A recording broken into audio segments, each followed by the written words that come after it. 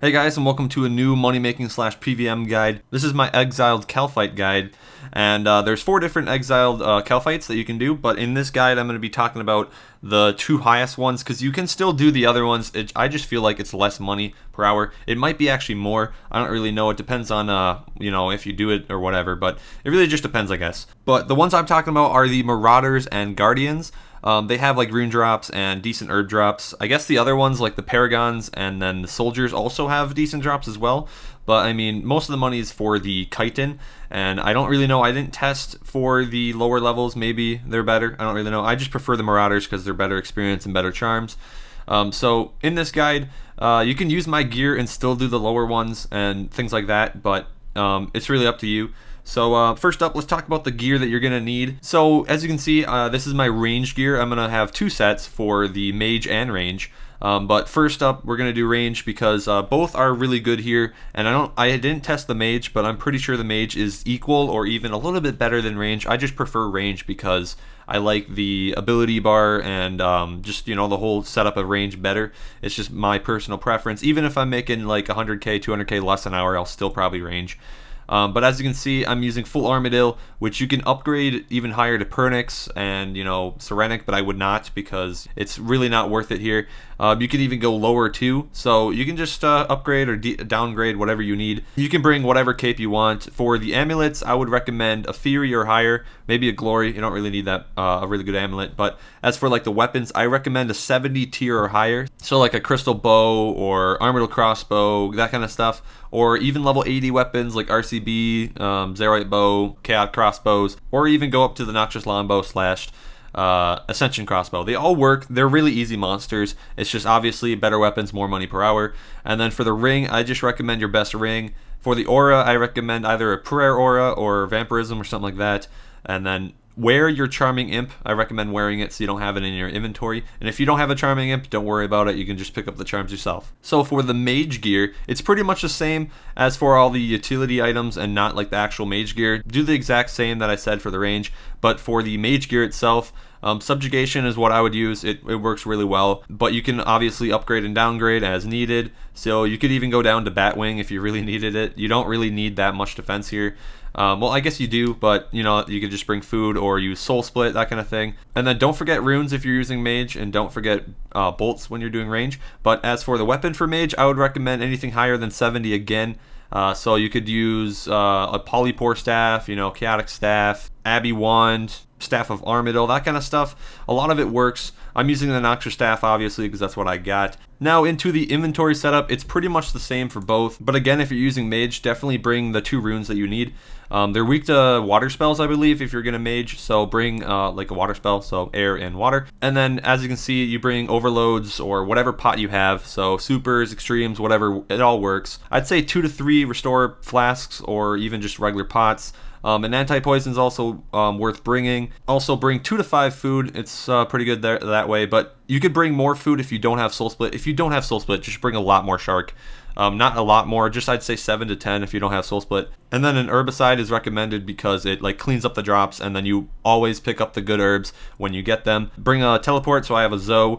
You could also use a Max Cape if you have that. And then just have your Yak Scrolls and a Yak Summoned, or even a Tortoise or a Pig, Bull Ant, Spirit Terrorbird, whatever beast of burden that you have. So now I'm actually going to show you how to kill the Kalphites and get there, so let's go. So here we are, ready to go to the Kalphites. I have my inventory set up, I have my empty yak.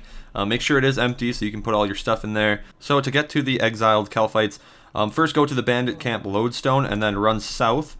It's kind of like, it's actually the cave to get to the Kalphite King, if you know where that is. So keep on going south, and then you'll get into the little cave. Past that little passage if you have it mined out. If you don't, then you're going to have to run around and get to the other side. But you should have that mined out if you've ever been to KK. And then keep on going. You'll be in a big room with a bunch of Exiled Kalphites, and they're all the low levels. So skip those and go to the second chamber right next to the Exiled KQ entrance. And then you'll be into a room where there's like 6 or 7 Exiled Marauders and Guardians. So this is where you fight them. Again, like I mentioned earlier, you can kill the lower ones. It might be more money per hour because you kill them so much faster, so you would get more chitin, but I recommend doing the higher level ones for more experience, better charms, and comparable money. So now we're actually in the lair thingy, killing these guys, and the first trip you should have a few of these exiled paragons and whatnot. First of all, go into the tunnel where the KQ is, and then go right back out so the little ones can leave. They don't all leave right away, but they should be on their way. It didn't really work for me, but usually it does work. So turn on your prayers, like your your range prayer, whatever you have, and then use Soul Split if you do have it. It really does help here. And then drink your anti-poison. That's very good to use. And then also activate your aura when you have it. And then just start killing them. Just kill all the big ones, and you kill the 1 or 2 really low ones that you have, because they do still give the chitin that you're looking for. If I didn't mention already, this guide does require 60 smithing, because the chitin, you have to smith it with 60 smithing, so it does require 60 of that skill. And as for any like combat stats, I'd say 70 plus is fine for this method. Anything lower, you might be struggling a little bit, but it's a really easy method of killing things. And it's just, if you have a higher summoning level, you have better Beast of Burdens and you make a lot more money, but it still should be like 2 mil per hour or more with lower stats and stuff.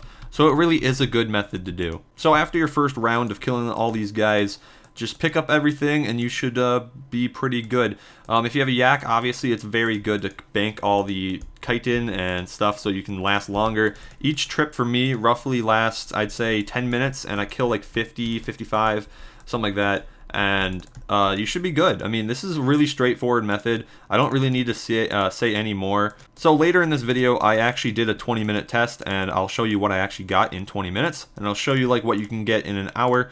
But first of all, now that you know how to kill these guys, how to get to these guys, I'm going to show you what to do with the chitin. Alright, so once you have all your chitin and stuff, I would do this once you're like done with everything. I wouldn't do this after every trip and after every like actual hour. So what I recommend is bringing all the chitin that you have and maybe some smithing, like boosting gear, like the artisan stuff. I mean, it's not that much experience, but it does add up if you have thousands.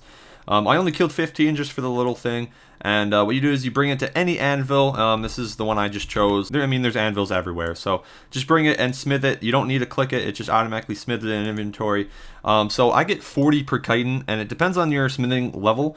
There's a calculator on the wiki, so I definitely go check that out. But at level 60 you get 21 scraps, and at level 99 you get 40. So higher smithing level is more money per hour here, honestly, and with 99 smithing you can expect my rates. So in just 15 of these guys, I got 600 scraps, which if you look at how much that is, that's 100k in just the scraps. That doesn't include any of the herbs, any of the rune items and stuff that I would have gotten. So definitely really good method, as you can see. Let's show you the 20-minute test that I did, and you can actually see how much you can make and how much charms you can get and how much experience you can get. I'll meet you guys there. Alright, so here is the loot from my 20-minute test that I said that I would do. So I did 20 minutes of these guys, which was actually 2 trips with my yak. And before I get into this and find the actual money per hour, just let me tell you right now that I was using max gear. I didn't get really lucky on any of the rune items, so it could have been a little bit more. But I did get a decent amount of herbs, and as you can see on the charms as well, just times all the charms by 3, and that's what you should get per hour. So it looks like blues are roughly 100 per hour from these guys. So it really isn't that bad for charms. And then also these chitin that I showed you how to get, I had 110 of the regular items, and I changed that into 4,400. So that's where I got that number. But let's just price check, see how much I made in 20 minutes. So I basically made 1 mil and a little bit of change. If you times that by 3, it's basically 3 mil per hour, maybe 3.1 mil per hour. But if you do get a little bit more lucky and you get more Lantidime seeds or even more rune items, because I really didn't get that many, then you can definitely make more than 3 mil per hour, even with like a level 80 weapon. So definitely this money making method is 3 mil per hour. We already talked about the charms, but the only thing left is the experience. So I killed 110 in 20 minutes. So times that by 3, that's 330, and if you get the experience from that, that's roughly 220k range, and roughly, I think, 60 or 70k HP. So you can basically say this method is over 250k XP per hour. Even with level 80 weapons, you could easily get probably 250k combined combat experience per hour, and that doesn't even include the summoning experience and just the money you get. So definitely, I really recommend doing these guys on Slayer. They are a really good monster, and just to camp them is also a good method. My last money making guide was Nihils. They aren't as good as Nihils, but at least this way you get charms and you actually get a little bit more experience there as well.